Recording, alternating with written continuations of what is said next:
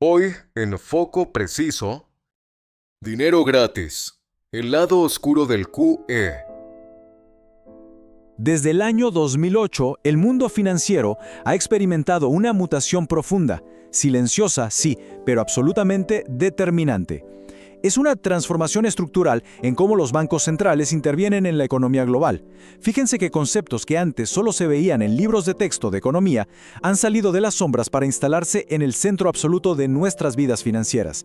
Hoy, en esta exposición, vamos a examinar detalladamente estas dos fuerzas que están moldeando el nuevo paradigma, el quantitative easing y el quantitative tightening. Hay que ir con calma para entender cómo estos mecanismos, literalmente, han reescrito las reglas del juego económico a nivel mundial.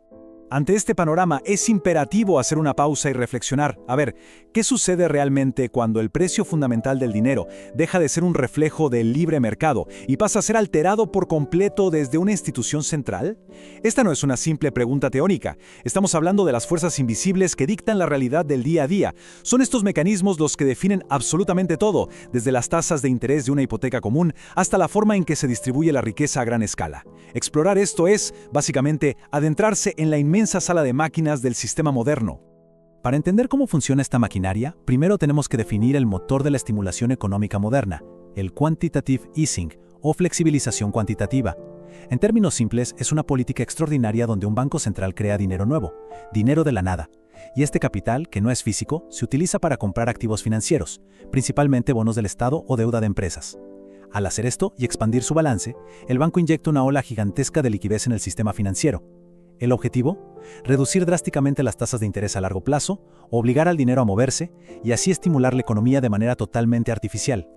Ahora, en el extremo opuesto tenemos a su contraparte restrictiva, el quantitative tightening o endurecimiento cuantitativo. Este es el proceso de contracción. Imagínenlo como la marea que retrocede. Aquí, el Banco Central asume la monumental tarea de reducir su inmenso balance, y lo hace dejando que los bonos que ya había comprado maduren sin reinvertir ese capital o simplemente vendiendo activamente sus activos en el mercado. El resultado es que se absorbe y se retira liquidez del sistema. Es un mecanismo diseñado meticulosamente para endurecer las condiciones financieras y enfriar una economía que corre el peligro de sobrecalentarse. La magnitud de todo este cambio se hace súper evidente cuando vemos el contraste histórico. Durante muchísimas décadas, antes de 2008, la economía se manejaba casi exclusivamente con una sola herramienta: subir o bajar la tasa de interés a corto plazo. Pero claro, la crisis de 2008 empujó esas tasas prácticamente a cero, y sin margen de maniobra, los bancos centrales se quedaron sin sus instrumentos de siempre. Esta parálisis fue la que forzó el nacimiento de la política moderna. Ya no alcanzaba con ajustar una tasa, había que alterar el precio del dinero en toda la economía mediante una expansión masiva y sin precedentes de sus balances. Si repasamos la historia reciente, los hitos de esta nueva era trazan un camino clarísimo. Todo empezó frente al abismo de 2008. Ahí, inyecciones masivas de liquidez evitaron un colapso que amenazaba con repetir la Gran Depresión de los años 30. 12 años después, en 2020, con la economía mundial paralizada por la pandemia, el sistema recurrió a la misma medicina, pero a una escala todavía mayor. Claro, estas intervenciones salvaron el sistema financiero en el corto plazo, pero inevitablemente plantaron las semillas para el ajuste de cuentas que nos golpearía, y con muchísima fuerza en el año 2022. 15, este número es muchísimo más que una simple cifra. Representa 15 años de expansión monetaria continua, casi ininterrumpida, en las economías occidentales, desde 2009 hasta 2021. Pensemos en esto. Es un periodo histórico que rompe con cualquier precedente. Durante una década y media, los mercados operaron bajo la sombra de una era de liquidez infinita. Esto creó un ecosistema financiero que jamás había existido bajo condiciones tan extremas y prolongadas.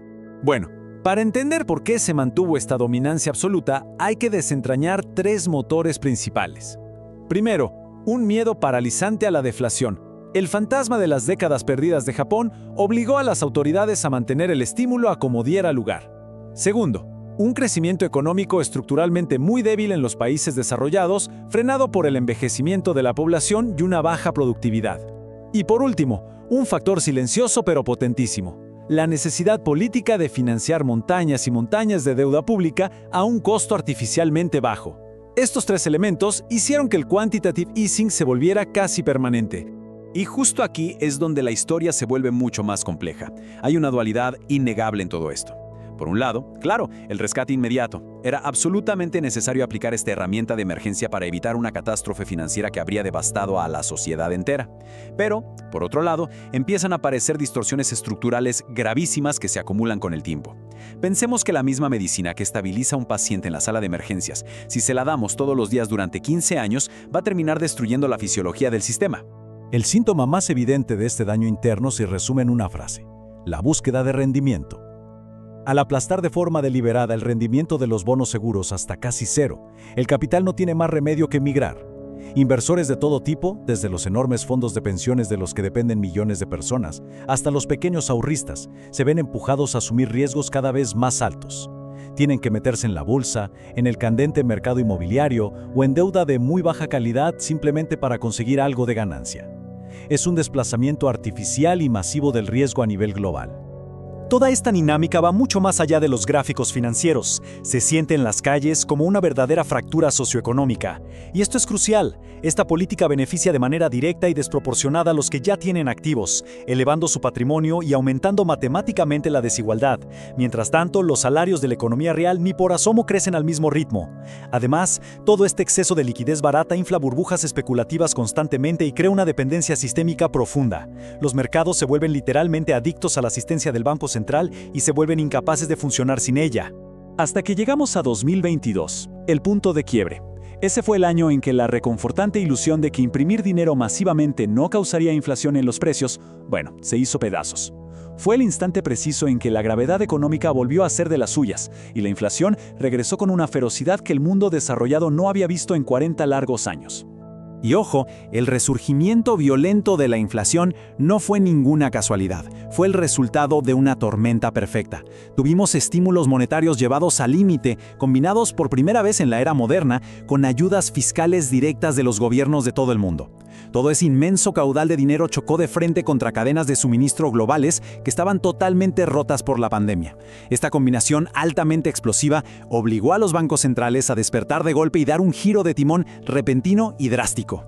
Ese giro brusco nos obliga a enfrentar el doloroso remedio del quantitative tightening. Y aplicarlo no es poca cosa, es una maniobra de altísima complejidad técnica y de un tremendo peligro sistémico. Cortar el oxígeno de la liquidez en un mercado que es completamente adicto a ella es como caminar sobre el filo de una navaja. Cada intento por reducir el balance del Banco Central corre el altísimo riesgo de provocar caídas bruscas en la bolsa, generar mucha tensión en los bancos y, en el peor de los casos, desatar recesiones severas y muy dolorosas. Llegados a este punto de tanta tensión, surge la pregunta más importante de todo este análisis. ¿Hacia dónde vamos realmente? ¿Es este el final definitivo del quantitative easing y el comienzo de una nueva era de rigor financiero estricto? ¿O por el contrario, estamos viendo simplemente el inicio de un ciclo repetitivo del que ya no podemos escapar con la estructura económica actual? La evidencia histórica y estructural sugiere firmemente que esta flexibilización monetaria llegó para quedarse. Lo que se asoma en el horizonte es un nuevo ciclo asimétrico. Funciona así. Arranca con una crisis imprevista a la que se responde con inyecciones de liquidez hiperagresivas y rapidísimas. Esto provoca un inevitable sobrecalentamiento del sistema que luego intentan apagar con una contracción gradual, muy lenta y tímida por miedo a romper los mercados. Es como un péndulo gigante que oscila con muchísima fuerza hacia la expansión, pero que le cuesta la vida regresar a la normalidad. A esto hay que sumarle una restricción silenciosa pero gigantesca, la trampa de la deuda global. Hay una acumulación sin precedentes de deudas, tanto públicas como privadas, que funciona como una camisa de fuerza. Pensemos que en un mundo donde corporaciones y países enteros están endeudados hasta el cuello, hay un límite matemático insalvable para el quantitative tightening. Si suben mucho las tasas y retiran liquidez más allá de cierto límite, se garantiza la fractura casi segura del sistema de pagos global. Y entre los problemas evidentes de este modelo tradicional y la desigualdad que genera, las herramientas están mutando hacia formas bastante controvertidas. Hoy se debate muy en serio la idea del famoso dinero de helicóptero. Esto sería transferir dinero directamente desde el Banco Central a las cuentas de los ciudadanos, saltándose a los mercados financieros por completo. Y por otro lado, se habla de un quantitative easing dirigido, que usaría ese poder de crear dinero para financiar de frente cosas como la transición energética o enormes proyectos de infraestructura a nivel continental.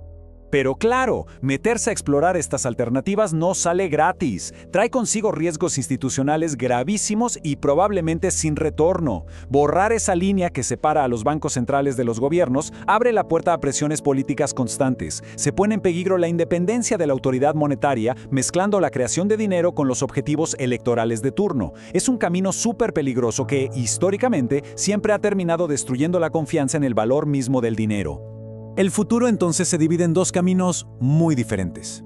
Por un lado, tenemos un escenario pesimista que advierte que el abuso de estas herramientas nos va a llevar a una inflación crónica, a la pérdida de valor de nuestra moneda y a una seguidilla de crisis de deuda prácticamente inmanejables. Pero bueno, por otro lado está la visión optimista. Esta apuesta a que los bancos centrales van a lograr dominar el equilibrio perfecto, usando las herramientas de inyección y retiro de dinero como cirujanos, evitando así los colapsos económicos sin generar daños a largo plazo. Después de todo este recorrido, es fundamental anclar esta compleja teoría en nuestra realidad de todos los días. Y es que estas decisiones, que se toman a puerta cerrada por comités que nadie conoce, son las verdaderas fuerzas que terminan decidiendo cuánto nos cuesta la hipoteca de la casa. Ellas dictan si nuestros ahorros crecen o pierden valor con los años. Definen el crecimiento de los negocios y, nos guste o no, moldean cómo se distribuye la riqueza a lo largo y ancho de nuestra sociedad. Para cerrar esta exposición tenemos que dejar una última reflexión sobre la mesa. Es un hecho irrefutable que la política monetaria transformó profundamente la economía global, pero la verdadera prueba de fuego para nuestra generación es responder a esto. ¿Es realmente sostenible a largo plazo un modelo donde el valor de nuestros ahorros, nuestros activos y el mismísimo sistema financiero dependen fundamentalmente de la voluntad y de las decisiones periódicas de un banco central? Es un dilema inmenso que nos deja mucho en qué pensar sobre el incierto futuro del dinero. Gracias por ver esta entrega de Foco Preciso. Lo invitamos a suscribirse al canal para ver las próximas publicaciones.